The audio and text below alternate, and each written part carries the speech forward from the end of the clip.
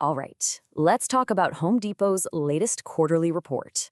Now, at first glance, the headlines looked pretty great, but the real story, the interesting part, is what's happening just beneath the surface. So let's dig in. You know, Home Depot isn't just a place to buy a hammer or some paint. So much of their business depends on people buying, selling, and fixing up homes. Because of that, their performance is kind of like a report card for the whole US economy, especially the housing market. It tells us which way the wind is blowing. And that really brings us to the big question here. The top-line numbers, they look pretty solid, but when you start digging, a much more complicated picture comes into view. So, did they totally nail it? Or are we starting to see some cracks in the foundation? Okay, let's start with the headline news. You know, the numbers that first hit the wires. And honestly, it looked like a clear-cut win. I mean, look at this. On paper, it's a total home run. Home Depot just sailed right past what Wall Street expected for both its profits and its revenue. So you'd think, case closed, right? A huge success. Well, not so fast. And this is where the story starts to get really interesting.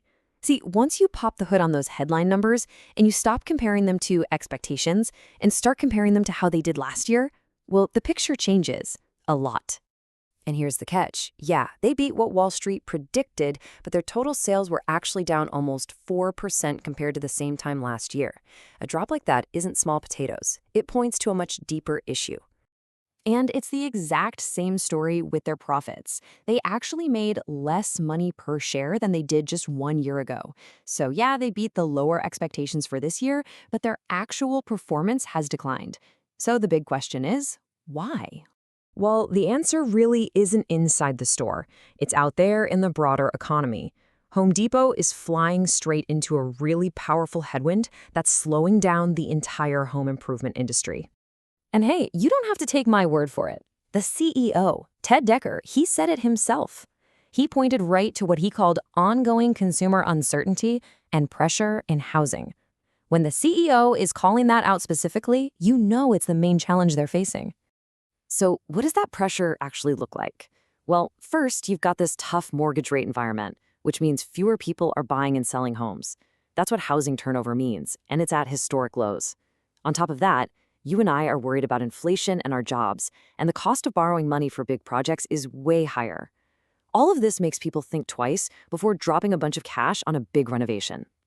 So, if the everyday DIYer is pulling back on spending, what's Home Depot's game plan? Simple. They are doubling down, and I mean doubling down, on a very specific, very valuable type of customer. They are going all in on the pro. So who are we even talking about here? The pro customer isn't just someone who's really good at projects around the house. No, these are the professionals, the contractors, the remodelers, the builders. For them, spending at Home Depot isn't just for fun, it's essential for their business. And it looks like this strategy is already working. The company said that sales to these pro customers actually grew this quarter, and they significantly outperformed sales to the regular DIY crowd.